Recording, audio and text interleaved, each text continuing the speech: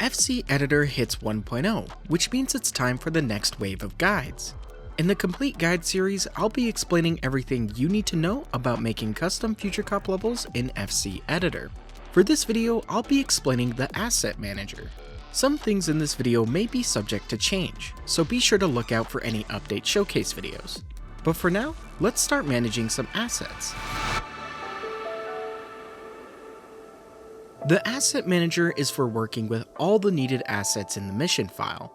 It contains sounds, textures, 3D models, streams, which are specialized audio files, and the soundtrack.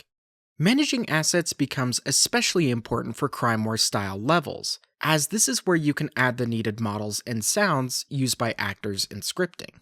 When first launching up the 1.0 build, you'll notice a pop-up saying a file called GLBL data was not found. This file is located in the same directory as FutureCop's mission files. What this file contains is global data used by all the levels. FCEditor requests this file to show the global sound effects. If the file is not provided, actors and scripts may show some sounds as missing when they're actually just trying to reference something in the global file.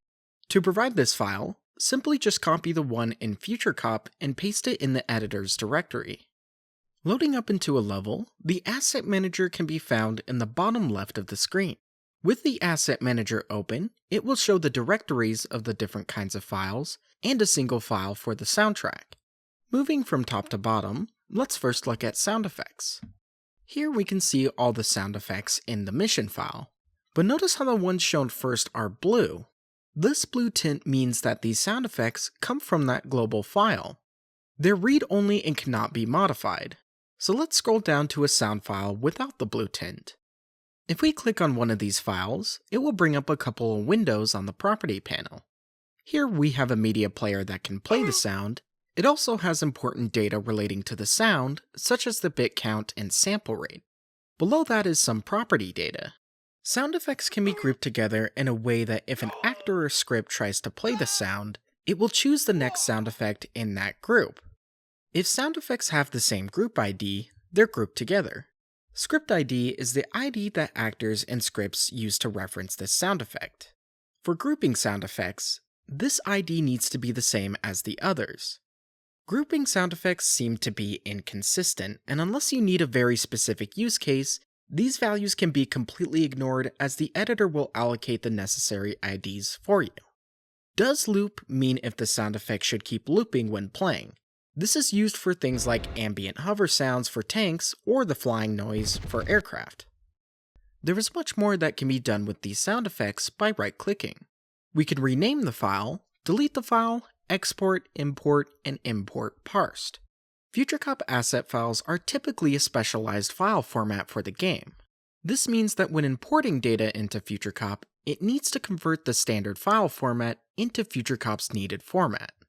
Export and import means the raw file itself, and parse means a common file format, though the format does need to be specific. If you do import parsed and choose any audio file, you'll likely get a message describing the required format before importing. The normal import will take whatever data that is given and directly write it to the file, assuming it is the raw file format FutureCop uses. This is much more relevant for other assets, but ironically FutureCop uses standard WAV files for its sound effects. You'll need to make sure that when importing, it has the correct bits and sample rate. But other than that, there is no specialized format from FutureCop. To add a file, scroll down to the bottom and right-click on the empty space. Like with the options for importing, add raw means a raw FutureCop asset file, and parsed means an asset file that's formatted. Next on the list is textures. These are the same bitmaps that are found in texture edit mode. Clicking on one will bring up a preview of the texture and some options for importing and exporting. These are the same options inside the UV mapper for exporting or importing the bitmap, color palette, or the raw asset. It also gives the option to generate the color palette. If you haven't already, check out the texturing guide to learn more about these bitmaps. Right-clicking gives us the same options as before, only no option to delete. There has to be 10 textures present, so nothing can be removed or added. A parsed texture refers to a .bmp file. The file format must be X1, R5, G5, B5. Next are objects. These are the game's 3D models. When clicking on one, it will show a preview of the 3D model, a dropdown for the texture, and an edit button. The dropdown is for selecting what texture the model uses. If you import a 3D model, whether it's custom or not, it may have the wrong texture selected. Some existing FutureCop models use multiple bitmaps, so it's important to keep that in mind when moving existing FutureCop models. Custom models, on the other hand, will only be allowed to use one. Before clicking the edit button, let's talk about custom models. The other asset files are pretty standard with their format and data. There needs to be some conversion, but nothing too crazy. 3D models, on the other hand, are very specialized and wildly different than any common 3D model file. The file format for custom models needs to be a wavefront.obj file. However the model is made should be fine as long as it has less than 256 vertices and only triangle or quad faces. 1 meter is one tile in FutureCop. Because FutureCop's models use the texture palettes, you'll need to UV map with a 256 by 256 texture. Keep in mind that the amount of these textures is limited to 10, so you'll have to be more conservative with texturing and mapping. UV unwrapping won't really apply here as it can take too much space or the resolution would just be way too low. It's better to reuse areas of the texture to conserve space and keep the resolution high enough. If you're using Blender, I recommend the plugin UV Magic to help with copying UVs from face to face. It also has helpful features like rotating and mirroring UVs. While the mesh and texturing can be done in any 3D modeling software, there are a couple things like semi-transparent faces that need the editor. When clicking the edit button, you'll be brought to a scene with just the 3D model. We can zoom in and pan the view around similar to Blender. In this mode, we can change what material individual faces use in the model. Selecting a face will bring up a view with the dropdown for changing the material. There are many options here, but I'll just talk about the most important ones. Unlit means that there won't be any shading on the face.